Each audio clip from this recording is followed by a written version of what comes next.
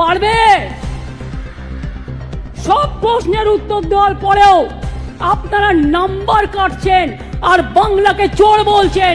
চোরের গদ্দারদের নিয়ে আপনারা মিটিং করছেন আর আপনারা বাংলাকে চোর বলছেন। লজ্জা করে না?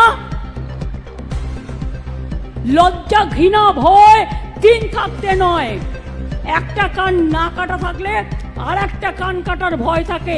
এদের দুটো কানই কাটা, তাই কান কাটার কোনো ভয় নেই। জিজ্ঞেস করুন না, একবার ভেবেছেন এই যে আপনি বারবার আসছেন ইলেকশনের আগে, ঠিক পরিযায়ী পাখির মতো ইলেকশন আসলেই আপনারা রোজ আসেন। আমি চাই 365 দিনই আসুন। বিমান ফ্রি, হেলিকপ্টার ফ্রি, রাস্তা ফ্রি, খাবার ফ্রি, সবই তো পান ফ্রিতে। আমি কিন্তু সরকার থেকে 1 পয়সাও মাইনে নিই না, জেনে রাখো ভাই বোনেরা। এবং আমি 7 বার এমপি ছিলাম, মাসে কিছু না হলেও 2.5 থেকে 3 লাখ টাকা পেনশন পেতে পারতাম এই 14 বছর। 1 পয়সাও নিইনি, সেগুলো কিন্তু কেউ মনে রাখে না। আর এই পশ্চিমবঙ্গ সরকারের চিফ সেক্রেটারি বসে আছে, তার সামনে বলছি, আমি কোনো সার্কিট হাউসে গেলেও সেখানেও টাকা দিয়ে থাকি। আমি বই লিখি, সেই টাকা থেকে যা পাই। আমি গান লিখি, গানের থেকে যা পাই আমার চলে। আমি একা মানুষ, আমার কিসের দরকার? কিসের দরকার? খাই তো একবেলা, আমার কিসে লাগবে? আমি টাকা চাই না, আমি মেধা চাই।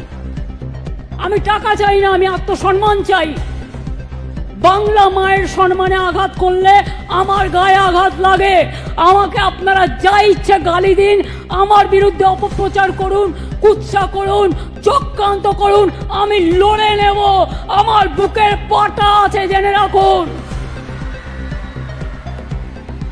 এটা আমার মাটির শক্তি, এটা আমার মায়ের শক্তি, এটা আমার বাংলার সংস্কৃতি, এটা আমার বাংলার মেধা, এটা আমার বাংলার সম্প্রীতি।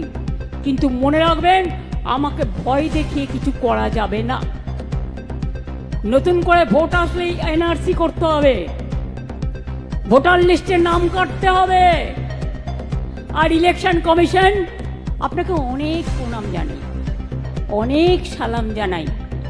প্লিজ দয়া করে বিজেপির ললিপপ হবেন না। প্লিজ দয়া করে বিজেপির ললিপপ হবেন না, তাহলে কিন্তু দেশের মানুষ ক্ষমা করবে না। যারা বাংলার ভোটার তাদের করতে দিন। বারে বারে আসবে আর বলবে বাংলায় নাকি সব বাংলাদেশিরা থাকে। আচ্ছা বলুন তো, ছোট্ট একটা প্রশ্ন, আমি এর উত্তরটা পেয়েছি বিখ্যাত পরিচালক গৌতম ঘোষের কাছ থেকে। আপনারা দেখবেন উনি এটা বলেছিলেন ফেসবুকে, টুইটে। কথাটা কি? আমরা তো তখন জন্মাইনি, আমাদের দোষ দিচ্ছে। বুঝুন অবস্থা। বলছে এখানে নাকি সব বাংলাদেশ হয়ে গেছে। কোথা থেকে হলো? 1947 সালে স্বাধীনতা আন্দোলনের পর যখন দেশ ভাগ হয়েছিল, আপনারা কি করেছিলেন? ভারত ভাগ করতে গিয়ে বাংলাকে ভাগ করেছিলেন আর পাঞ্জাবকে ভাগ করেছিলেন। তার কারণ, চলে যান আন্দামান সেলুলার জেলে। আমি রেপ্লিকা তুলে নিয়ে এসেছি আলিপুর মিউজিয়ামে।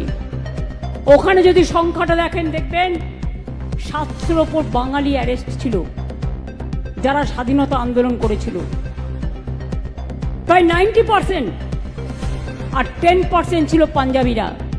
ওরা জানতো বাংলাকে ওরা শায়েস্তা করতে পারবে না, বাংলার শক্তির কাছে পারবে না। তাই ওরা কি করেছিল? বাংলাটাকে ভাগ করে দিয়েছিল আর পাঞ্জাবটাকে ভাগ করে দিয়েছিল। পাঞ্জাবের একটা পাকিস্তান আছে, পাঞ্জাবের পাশে যে পাকিস্তান, পাকিস্তানেও একটা পাঞ্জাব আছে, জেনে রাখবেন। কই সে কথা তো বলো না।